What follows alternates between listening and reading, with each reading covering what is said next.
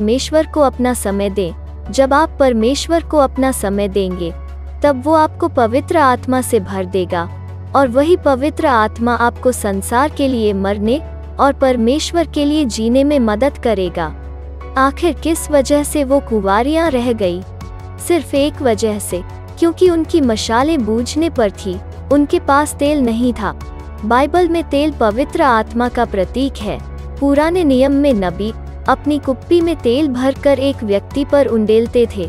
इस तरह वो एक आदमी का अभिषेक करते थे और उस व्यक्ति को परमेश्वर के काम के लिए अलग कर देते थे।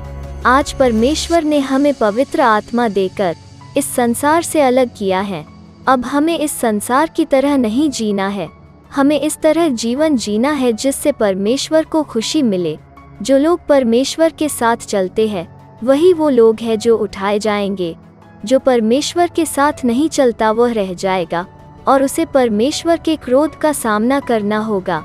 आज भी देर नहीं हुई है, हम आज भी परमेश्वर से माफ़ी मांगकर एक नए जीवन की शुरुआत कर सकते हैं। वो आपको ज़रूर माफ़ करेगा और आपको पवित्र आत्मा से भरेगा, क्योंकि वो आपसे प्यार करता है। अब हम देखते हैं कि हम कहाँ से उठाए जाएंगे।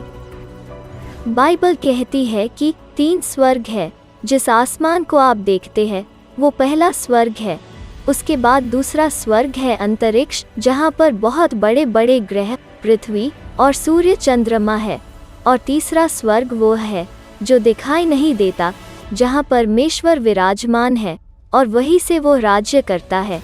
एक दिन यीशु तीसरे स्वर्ग से पहले स्वर्ग यानी आसमान पर आएगा और अपनी दुल्हन यानी अपनी कलीसिया को उठा ले जाएगा। जब वो आएगा तब संसार को इसका पता नहीं चलेगा, इसलिए उसने कहा वो चोर की तरह आएगा। यह सब कुछ सिर्फ कलीसिया को पता चलेगा। हम सभी जो उसके वचन पर चलते हैं एक दिन एक तुरही की आवाज़ को सुनेंगे और पलक झपकते ही हम बदल जाएंगे। हम उसके साथ बादलों पर उठा लिए जाएंगे, सब कुछ बदल जाएगा। यही वो समय है जिसके लिए कलीसिया को हर समय तैयार रहना चाहिए। वचन कहता है वहाँ कोई दुख नहीं है और ना कोई आंसू, ना कोई बीमारी, ना कोई श्राप, वहाँ सिर्फ आनंद की भरपूरी है। वहाँ कोई सूरज और चंद्रमा नहीं है। परमेश्वर के अंदर से एक ज्योति निकलती है और पूरे स्वर्ग को रोशनी देती है। वो दिन आ रहा है जब हम एक तुरही की आवाज़ सुनेंगे, हम आसमान की तरफ देखेंगे और यीशु हमें अपने साथ उठा लेगा। आप और मैं उससे हवा में मिलेंगे। तब वो वचन पूरा हो जाएगा कि जय ने मृत्यु को निगल लिया। उसके बाद हम उस विवाह में होंगे जिसके लिए हमने हर दिन अपने आप को पवित्रता से सजाया था। यहूदी शादी में दूल्हा और दुल्हन अपनी शादी के समय में 2 प्यालों में दाखस लेते हैं और फिर उसे एक ही प्याले में डालकर पीते हैं। यह दाखस उनके बीच की एक वाचा है जो दर्शाई जाती है कि अब हम एक हैं। और उसके कुछ समय बाद दूल्हा अपनी दुल्हन को अपने घर ले जाता है। यीशु ने मरने से एक रात पहले अपने चेलों के साथ दाखस ली थी जो एक वाचा का प्रतीक था, और अब वो पिता के पास हमारे लिए घर तैयार करने गया है और अब वो जल्द आने वाला है अपनी दुल्हन को लेने। अब हम देखते हैं कि हम उठाए जाने के कितना करीब है।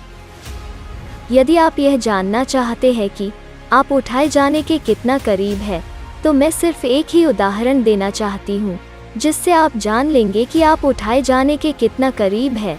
सिर्फ एक काम करें, पलक को झपके ज़रा देखिए इसमें कितना समय लगा। 1 मिनट, 1 सेकंड या उससे भी कम। शायद समय जानना भी कठिन होगा।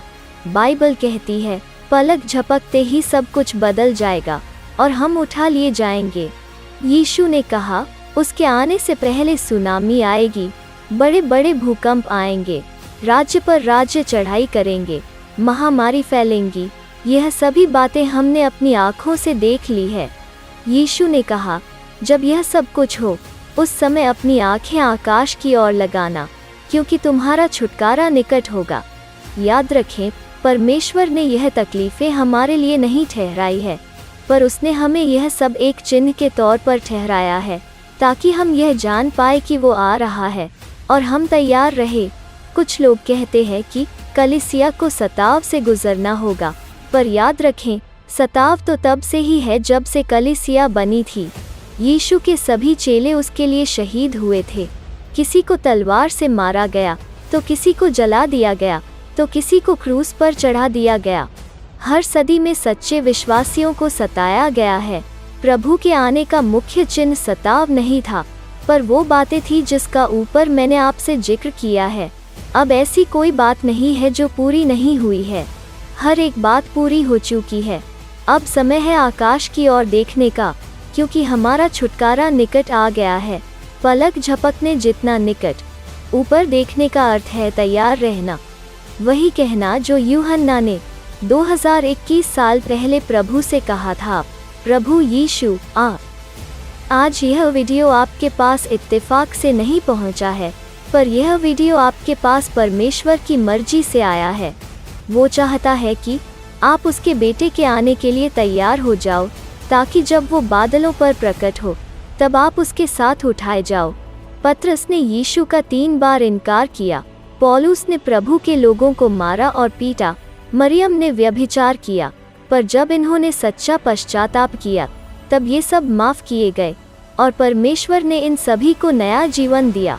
अभी वीडियो के अंत में मैं आपके साथ एक रहस्य प्रकट करना चाहती हूँ, जो मुझे सिर्फ परमेश्वर के अनुग्रह के द्वारा मिला है। हमेशा याद रखिए कि प्रभु यीशु मसीह का बादलों पर प्रकट होना केवल कलीसिया के लिए होगा। वो हमें गुप्त रूप से अपने साथ उठा लेगा और 7 साल बाद जब वो अपने दूसरे आगमन के लिए जैतून के पहाड़ पर इस सृष्टि का न्याय करने दोबारा लौटेगा, तब वो हमें अपने साथ ले आएगा।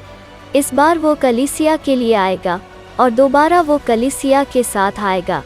यही वो रहस्य है जो सदियों से छुपा हुआ था, परंतु अब उसने अपने कलीसिया पर अपने पवित्र आत्मा द्वारा प्रकट किया है। मेरी यह प्रार्थना है कि परमेश्वर उसके दोबारा आने से पहले हमें तैयार होने में हमारी सहायता करे। प्रभु यीशु के बादलों पर दूसरे आगमन को बाइबल धन्य आशा कहती है। यही हमारी अंतिम आशा है कि हम वो पीढ़ी बने जो उसे बादलों पर आते हुए देखे। पौलुस कहता है, एक दूसरे को शांति दो और इन शब्दों के द्वारा एक दूसरे को उत्साहित करो, क्योंकि अब बहुत ही थोड़ा समय रह गया है जबकि आने वाला आएगा और देर न करेगा। यीशु के सामर्थी नाम में मांगते हैं, आमीन। इस वीडियो को अपने परिवार के सभी लोगों के साथ तथा अपने मित्रों के साथ ज़रूर शेयर करें, ताकि उन्हें भी इन महत्वपूर्ण सवालों के जवाब मिले।